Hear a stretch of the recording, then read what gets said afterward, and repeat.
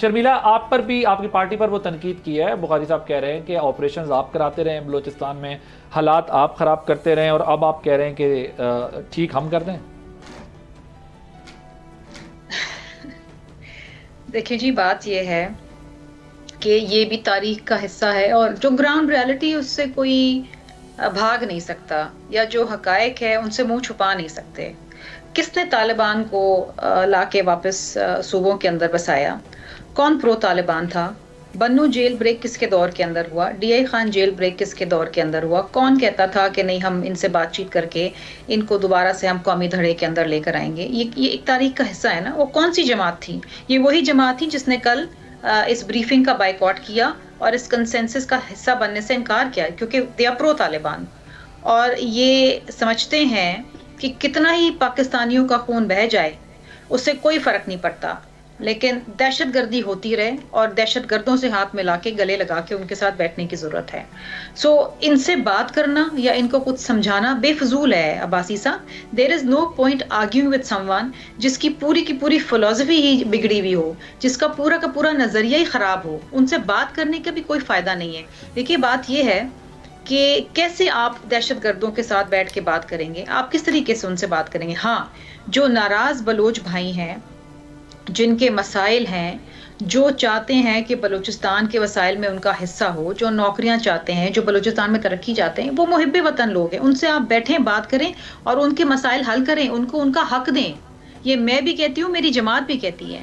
لیکن جو دہشت گرد ہیں اور وہ لوگ جو ایک معصوم بچے کا خون بہا رہے ہیں، ایک فوجی کا خون بہا رہے ہیں، ایک انسان کا خون بہا رہے ہیں اپنی بات منوانے کے لیے، وہ انسان نہیں ہے، وہ جانور ہے، وہ دہشت گرد ہے.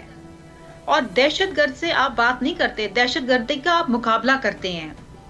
اور اس وقت جب قوم کو یکجہتی کی ضرورت ہے، جب قوم کو یونٹی کی ضرورت ہے، جب قوم کو ایک زبان بن کے آواز اٹھانے کی ضرورت ہے، بٹ وہ کہہ رہے ہیں کہ جب کنڈیم کرنے کی بات ہے دہشت گرد اور دہشت گردی کو، تو یہ ہمارے زرداری ساتھ صاحب کو نہیں بھی اس میں شرکت کرنی چاہیے تھی، انہوں نے کیوں نہیں شرکت کی؟ ہے. زرداری صاحب ایک کانسٹیٹیوشنل ہیڈ ہیں پاکستان کے، وہ پارلیمنٹیرین نہیں ہیں. یہ پارلیمنٹیرینز کی جو ہے وہ بیٹھک تھی. ہر جماعت سے ان کی ریشو کے حساب سے پارلیمنٹیرینز بلائے گئے تھے. تو اس میں زرداری صاحب کا کیا کام تھا؟ زرداری صاحب تو چند روز قبل اپنے خطاب میں یہ بات کہہ گئے کہ دہشت گردی دوبارہ سر اٹھا رہی ہے، اس سے نمٹیں، کوئی لائے عمل طے کریں، کوئی فیصلے کریں، کوئی فیصلہ کن مرحلے پہ پہنچیں. وہ تو اپنے خطاب میں کہہ گئے تھے حکومت کو. اچھا جنرل صاحب، مجھے اب یہ بتائیے گا کہ جو کل اسپیچ کی آرمی چیف نے، اس میں انہوں نے جو بتایا کہ 180 آئی بی اوز جو ہے 180 آئی بی اوز ہوتے ہیں ڈیلی بیسس کے اوپر. اب جو ملٹری ٹرمز میں سمجھتے ہیں ان کو اندازہ ہوگا کہ ڈیلی 180 آئی بی اوز کا کیا مطلب ہے، کتنا یہ امپورٹنٹ ہے اس اعتبار سے کہ آپ کو چیزوں کو کاؤنٹر کرنا ہوتا ہے، جس میں ظاہر سیکیورٹی اہلکاروں کی شہادتیں بھی ہو رہی ہیں اور بہت ساری جگہوں پہ کامیابی بھی ہو جاتی ہے. نان کائنیٹک سائٹ پر کیا کمی ہے، کیا پرابلم ہے، تو ذرا مجھے یہ بتائیے گا.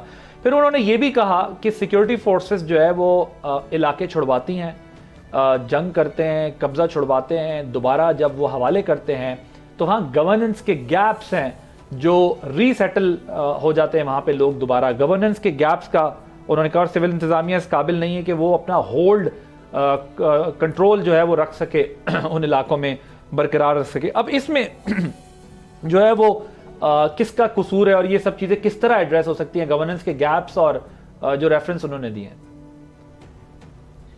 جی عادل، دیکھیں میں یہ سمجھتا ہوں کہ سمپلی جو ہماری سچویشن ہے ٹیررزم کی، ٹیررسٹ کی، یہ گرے ہوئی ہے جی بیکاز آف پور ایڈمنسٹریشن اور گورننس نے ایک میجر رول ادا کیا جی. لائک میں آپ کو ایگزامپلس دیتا ہوں، جو آرمی چیف بھی بات کر رہے تھے، جس طرف ابھی آپ اشارہ کرتے ہیں، یہ جو جتنے بھی آپریشنز کیے گئے یہ کلیئر ہولڈ اینڈ بلڈ کے ایک کانسیپٹ کے اوپر کیے گئے تھے.